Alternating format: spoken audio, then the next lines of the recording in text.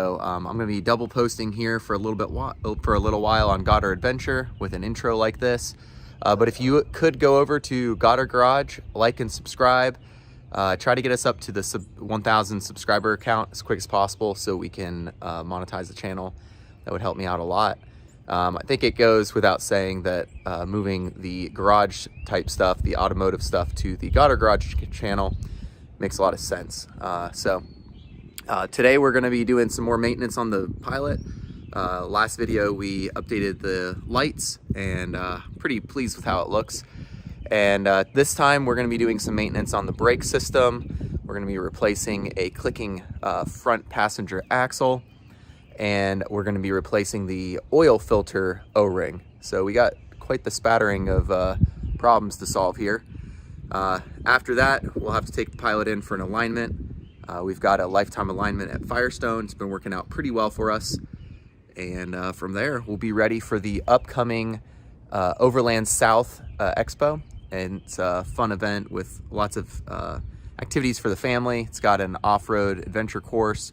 Last time it was really rainy. I'm sure you guys saw the videos, and it was a lot of fun. This year, hopefully it won't be rainy, so we'll get to see what that's like without all that crazy rain. But anyways, let me show you what we're working with today. All right, so we got a freshly warrantied Napa axle. I actually own 2 sets of axles for both the front and right of the Pilot. And so when they start clicking, I take them in to fulfill the lifetime warranty. This is my first warranty claim on them. The other set lasted a good while. I think that these Napa axles are probably the best deal going on, especially considering the warranty. That being said, I think the Honda OEM axles are probably technically the highest quality. But I'm running Napa, so I will say if you want to lift a Pilot and run a lifted vehicle, especially with an independent suspension, you're probably going to have to get good at replacing axles eventually. You know, the wear and tear adds up eventually. So I can't guarantee that you won't ever have to replace an axle, but it hasn't been too bad with my current lift with the HRG subframe drop. I don't know what my total height is. I need to measure it next to some other person who's running a little bit more standard lift, but or maybe measure, I guess, a stock Pilot from like here to the ground and see how much higher I'm sitting. But I think I'm at, easily 3.5 inches over stock total lift. And I would say the one thing is make sure you keep those front sway bar links connected if you want to have less front axle issues. In my experience, when you keep those connected, it really limits the droop in the front. If you don't have them, you get a lot more travel, which is good for off-roading. The problem is when you get more travel and you are turning it like hard lock either side, it puts a lot of stress on the axles. But let's take a look here. We got another channel partner. I already announced them, but Detroit Axle sent us an awesome care package, sway bar links, and almost an entire brake system replacement. And they sent us some drilled and slotted rotors to test out. So I'm excited to see, if having the same equipment all the way around actually makes a difference, because I've been running mine kind of hodgepodge and replacing, the front as they go or the back as they go. I'm not dumb enough to replace just one side, but we got some new back calipers. The front calipers I'm gonna try to just kind of paint up and make it look a little bit nicer here. But we're gonna hop into this. I think I'm gonna start with the front passenger tire so I can get this axle out of here and get that replaced. I'm eager to have the clicking go away. So yep, we'll take you along for the ride. Hope you enjoy. So as we get in here to inspect, you can see the oil dripping. I'm hoping it's from this oil filter housing. I think it is. So we're gonna replace the O-ring for that. And get this axle replaced here. Let's see how it feels.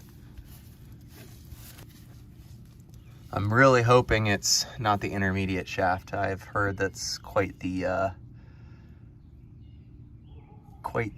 piece to replace on these pilots. With my subframe drop, might make it a little easier. A lot of things are a little easier when the subframe's down an inch, but all right. So yeah, I said this was gonna be a spattering of issues, or you know, a spattering of repair things. So I think I'm gonna focus on this oil housing gasket here first. Still pretty good.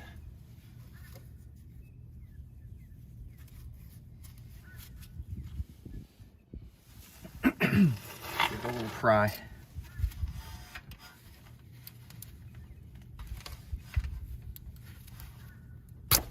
Got it. All right, let's take a look at what we got going on back here.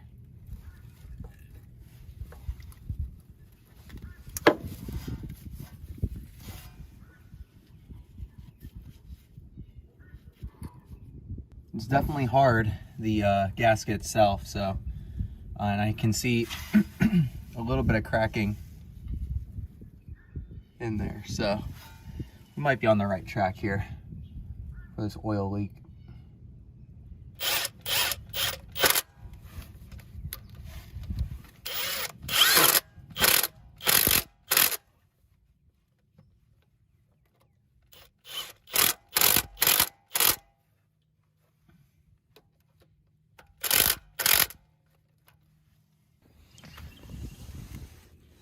Now that I got the old sway bar links off, you can see how nice these Detroit axle ones are. They remind me of the Moog ones I had in the past.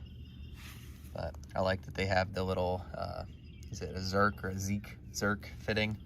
So you can put some grease in there, which I've already done. So these will be a nice little upgrade here. Before I get too much further, I am cleaning up these calipers, and I'm gonna do a quick and dirty paint coat on them. We're just painting them with high temp black paint, and since I'm replacing this rotor, it's a really good time to just kind of get on here and paint it up before I start working on the axle on this side. All right, so we got a little bit of paint on here. Next step, to remove the axle nut, and then the holy grail of replacing the axle, and some mechanic once told me it was possible, though I have never succeeded.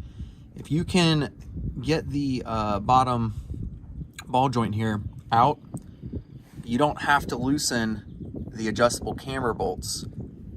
Theoretically, if you got that off, then the whole thing swings out, and you can do this repair without needing to get an alignment, apparently. I believe I tried this before, and it didn't go so well. I think I need a little bit wider, what's it called? It's a special tool I have to remove the ball joints. This particular ball joint, though, has just a really wide diameter, so it pinches the boot on it a little bit too much.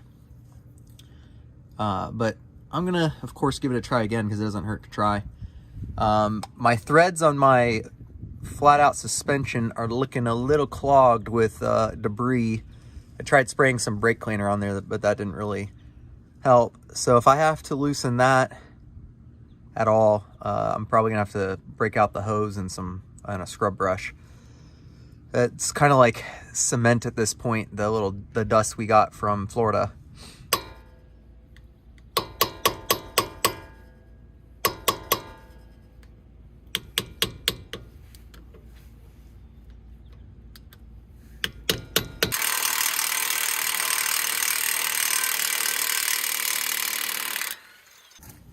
There we go, got that out easy enough.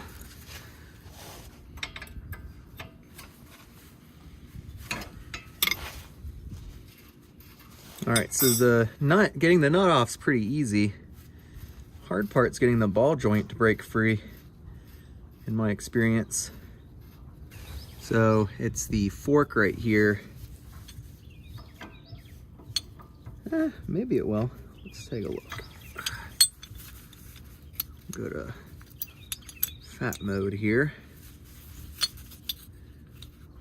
If you don't have one of these ball joint separators, these things are the bee's knees. They're so useful. But yeah, so right here I can feel there's resistance going in. It's just not wide enough. And even if it was wider, the arm gets in the way. Let me go from the back side real quick. All right, yep. So this ball joint separator, the fork's not wide enough. And that could be definitely something for me to look into, because if I can get this ball joint off, apparently it's possible to do this repair without an alignment. I'm still gonna try to pry on this a little bit though. So let's go get our crowbar.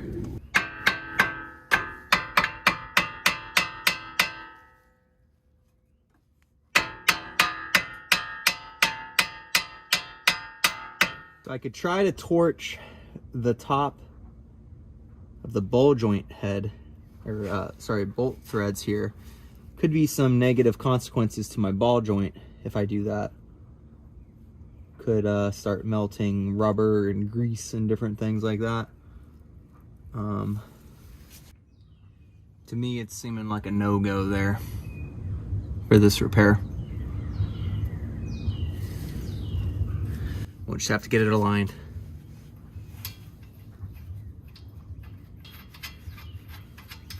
I guess I could try doing markers, putting markers on my bolts, trying to get them back to exactly how they are. That could work. See how close it ends up. Caliper here.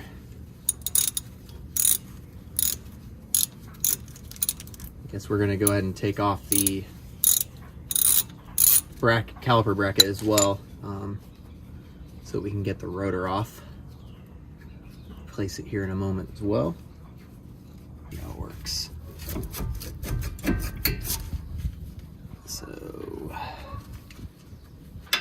go through here.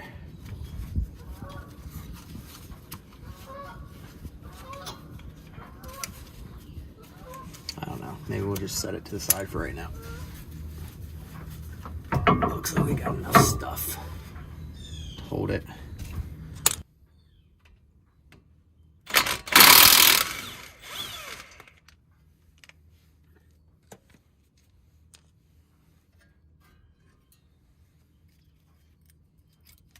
Pretty thin on the brake pad there, good timing.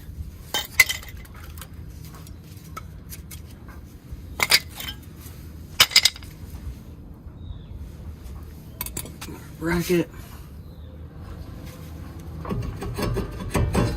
And there's the rotor, simple as that.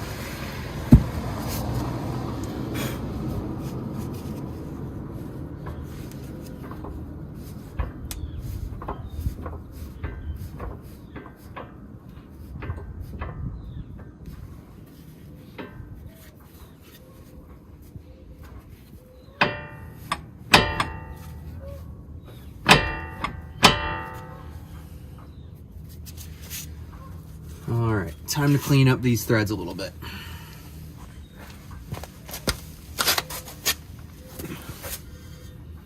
I'm gonna try to draw marks pretty much all over it.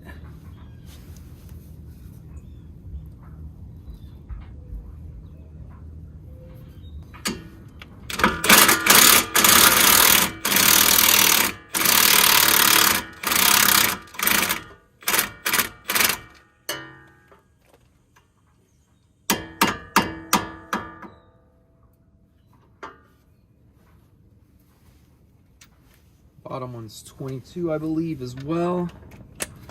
Let's take a look.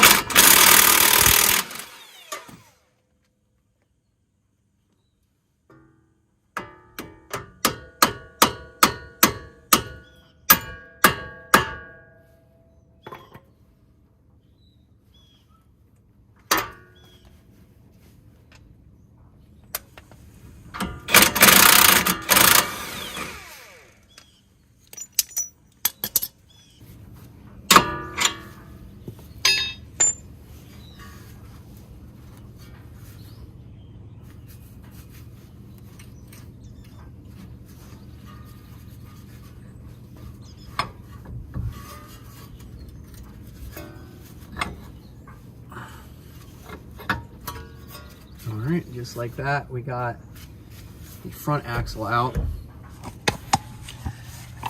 Now the back axle here, or the back part of the axle, can be very challenging. I'm gonna take the boot off and use my vice grip slide hammer technique to get this out of here. All right, once you slide the boot down, you just need to get your vice grips with the slide hammer attachment. You just have to find a good spot to kind of latch on. There's high spots and low spots, and you want it to be pulling as straight as possible.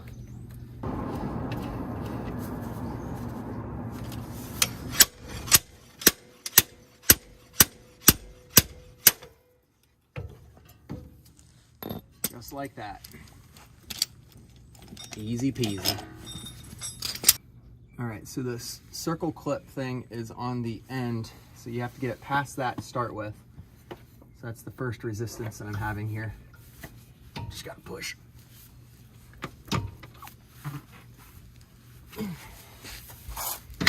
Oh, yeah.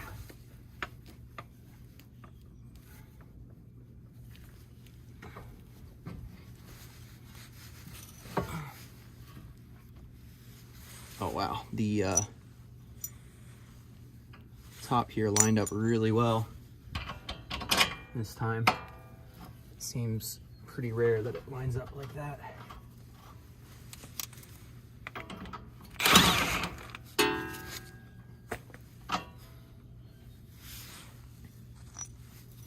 See if all my markings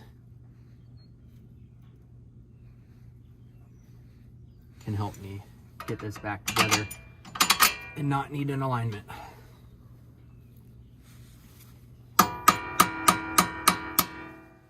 Next part is we have to get the back locking tab. See that little tab? We have to get it in on the back side of this. Get everything aligned back up. New rotors coming in hot.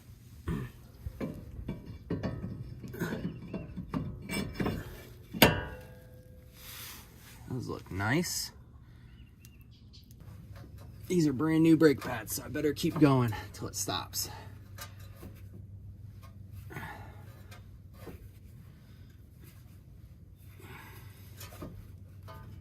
should do it, I think.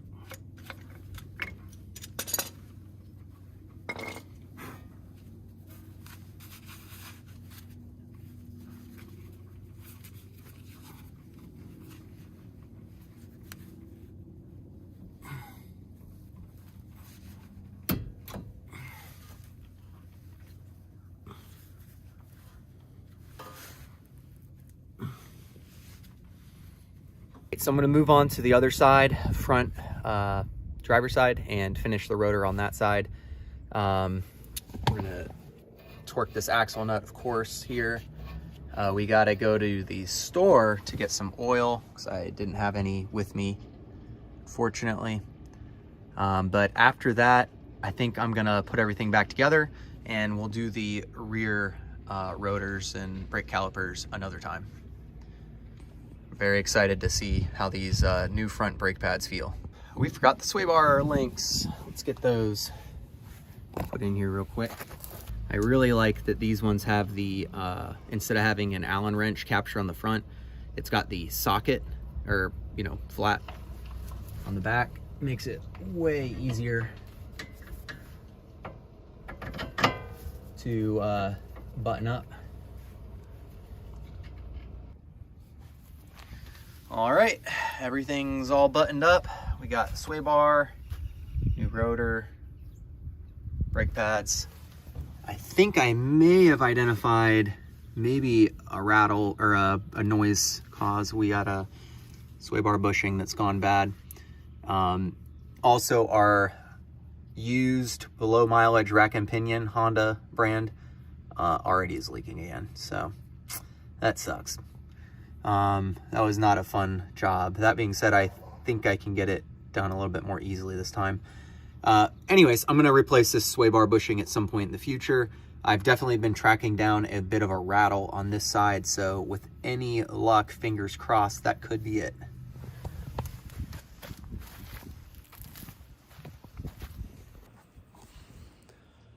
All right, so that pretty much sums up our front end repair for today. We got a new oil filter gasket, new passenger axle, new rotors, brake pads, and front end of the Pilot there's looking pretty good. And now if only I can fix the clear coat issue at some point, but eventually we'll get to the cosmetic issues. All right, well, we'll catch you guys on the next video. It'll be more than likely be the rear end of the Pilot, taking care of new calipers, brake pads, and rotors. Catch you guys next time.